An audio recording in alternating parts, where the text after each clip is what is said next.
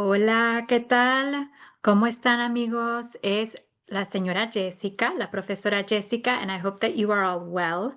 We are now doing a new lesson. It's going to be lesson 1.03 for Spanish 1 in middle school or high school. So let's take a look at how this lesson works.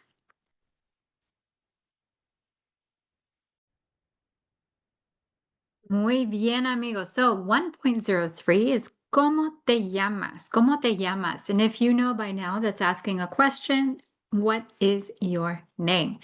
So here we're going to practice some few more things with basic introductions and learn about names and basic greetings for learning the culture. Okay, soy yo. Soy yo. I am, or it is me. In English, there are plenty of ways to introduce yourself. You can say, they call me, my name is, or I'm. Spanish also offers up some options like me llamo, mi nombre es, yo soy.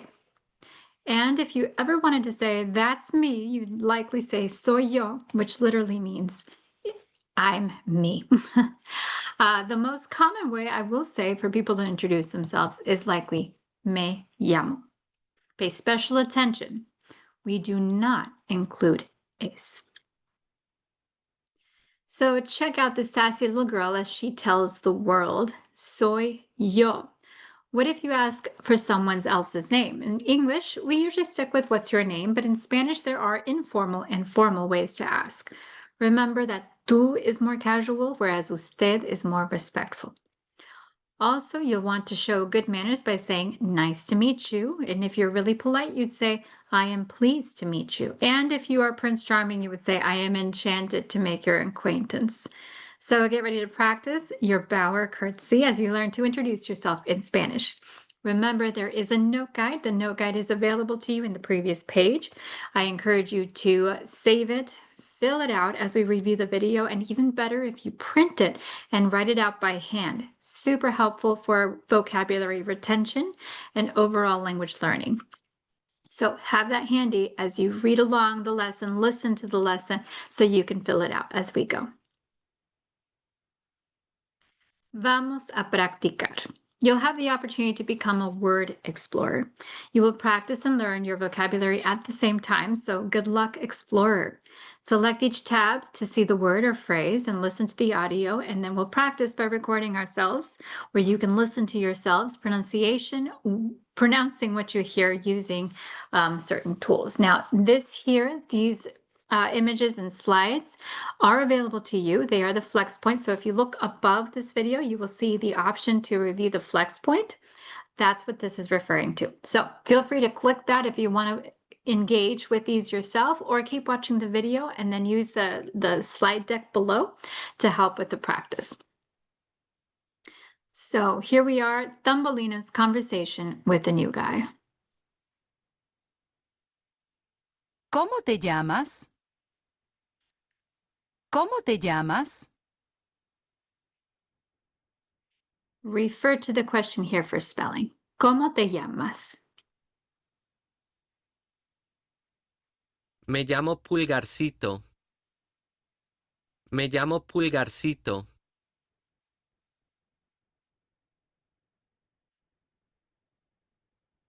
Mucho gusto.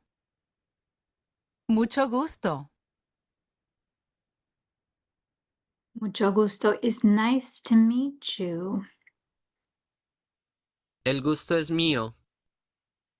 El gusto es mío. The pleasure is mine.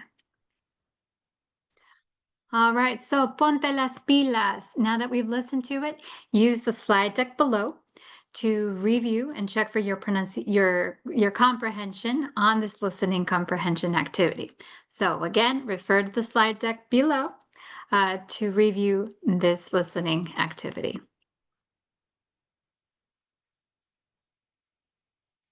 ¿Qué hay en un nombre? So what is in a name? Well, if you have a traditional Hispanic name, the answer is a lot. Here are some key points to remember about Spanish naming conventions. Los nombres. Middle names do not exist, but having two names is common.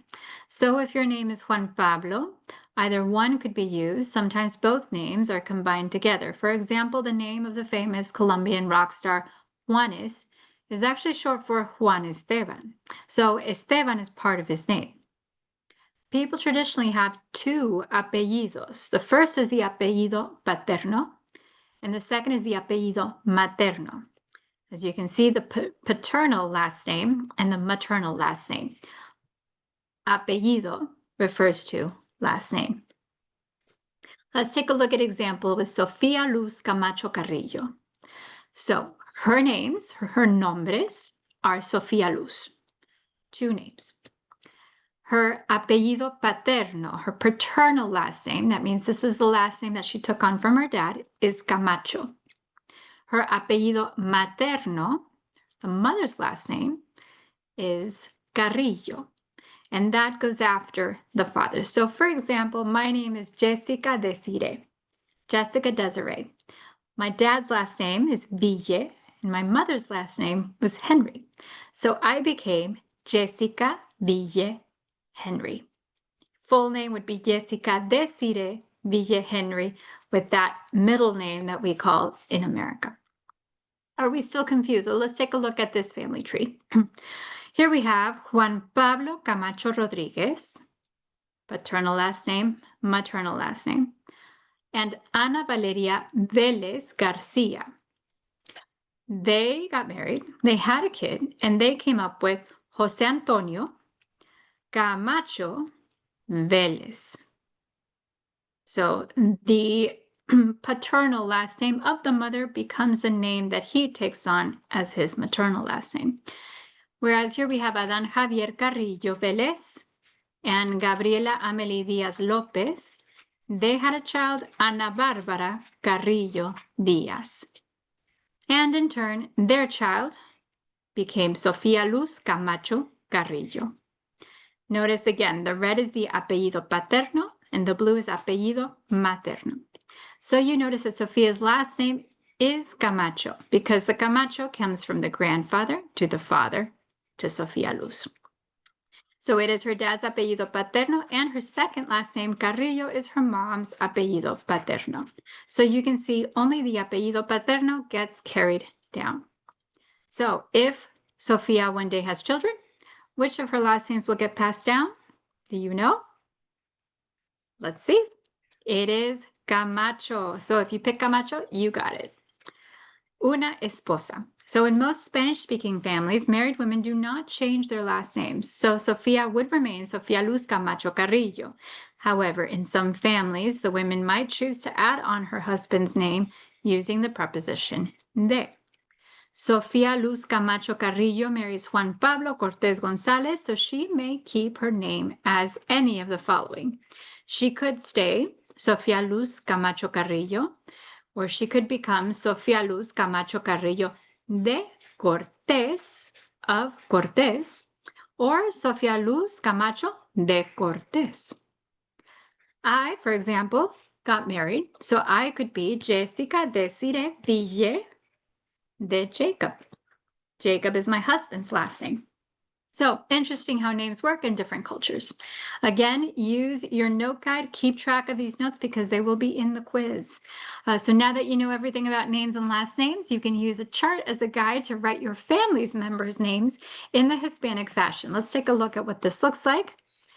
And I'm curious how you would fill it out. Maybe this will be in the slide deck below, so use it to review.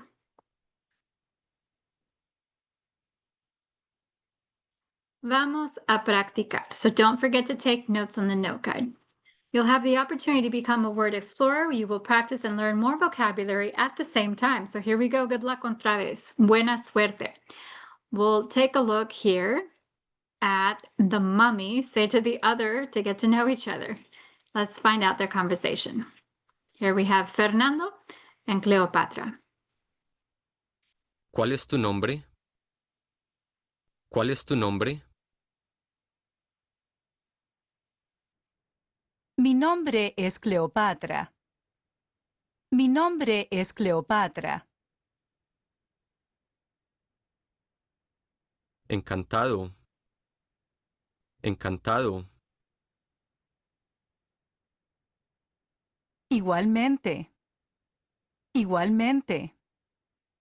All right, so if you notice, Cleopatra says mi nombre es Cleopatra. Again, I, from personal experience, would say that the more common way to introduce yourself is probably me llamo. Me llamo Cleopatra. Fernando uses the word encantado to say something like enchanted or pleasure. And another option, if you remember from the previous conversation, is mucho gusto, also a great one. And Cleopatra, notice she says igualmente.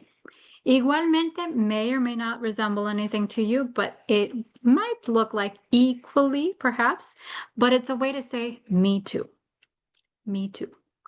All right, ponte las pilas. After reviewing this, you can either pause this video and check below for the slide deck to practice these activities, or you can wait to finish the video and then review your comprehension at the end. Tú eres un santo. Have you ever heard the expression, you are a saint?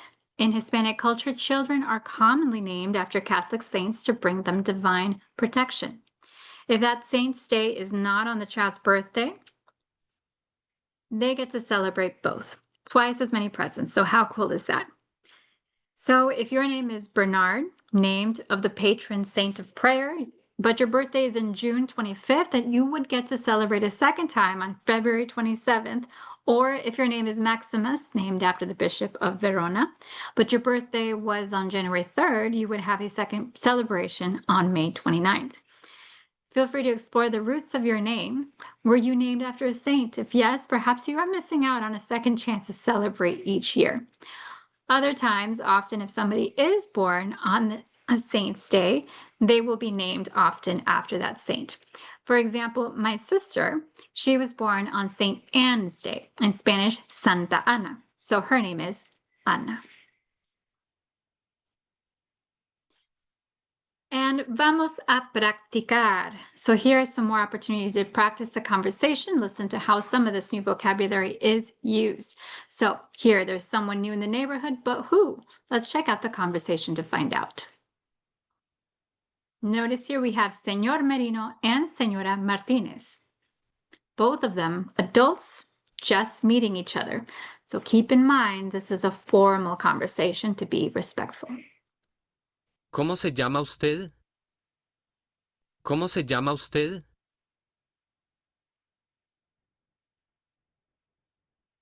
Yo soy señora Martínez. ¿Y cuál es su nombre? Yo soy señora Martínez. ¿Y cuál es su nombre? Mi nombre es señor Merino, encantado. Mi nombre es señor Merino, encantado. ¿Y tú eres su amigo, Pablo? Encantada. ¿Y tú eres su amigo, Pablo? Encantada. All right, muy bien. So hopefully you heard the pronunciation and maybe even pause it along the way so you can repeat, maybe say it along with them to practice your own pronunciation. But did you notice that at the end, who was she talking to? She was no longer talking to Señor Merino, but to Pablo. So notice, hopefully you notice that she referred to him in tú. Because he's younger, she would refer to him in the informal way, tú eres, tú eres. All right, refer to the slide deck below to practice this and check for your comprehension. Ponte las pilas.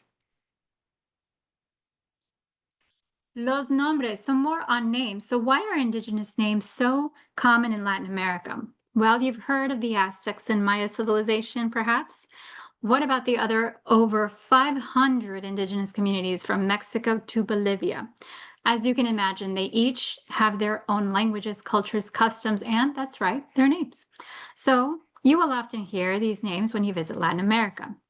Aztec names can include Xochitl, which means flower for female. Ooh, even these are hard for me. Siupilli, turquoise ruler, apparently for the male, and Citlali, Citlali, star in female. Or in Mayan traditions, you might see Apo, father of nature for male or female. Ixchel, goddess of the moon for a female, or Cadmael, war chief for male. So what would your Indigenous name be? There are thousands of options out there, so think about what makes you who you are. Do a quick internet search and find your perfect match. I would be curious about that. So ahora te toca a ti. Now that you have gone through all of the vocabulary, you get to show what you know. So let's find out what you've learned so far. You will find these questions down below. So use the slide deck to review your comprehension. And finally, felicidades, congratulations. You've uncovered a few more pieces of the Spanish puzzle, so you can now introduce yourself and ask for others' names.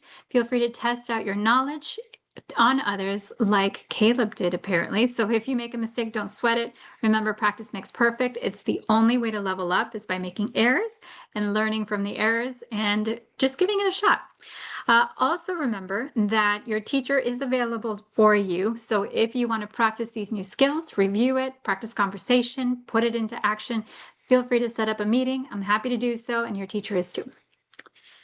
After this, you will be using the 1.03 assessment, so that will be a quiz to check for your comprehension. But before so, remember you also have vocab available to you through the Quizlet flashcards. So make sure that you took good notes in your note guide and you review the new vocabulary on your flashcards, and check below for your comprehension with that study notes slide deck with the quizzes to check how you did. All right, amigos, have a wonderful día. Hasta luego.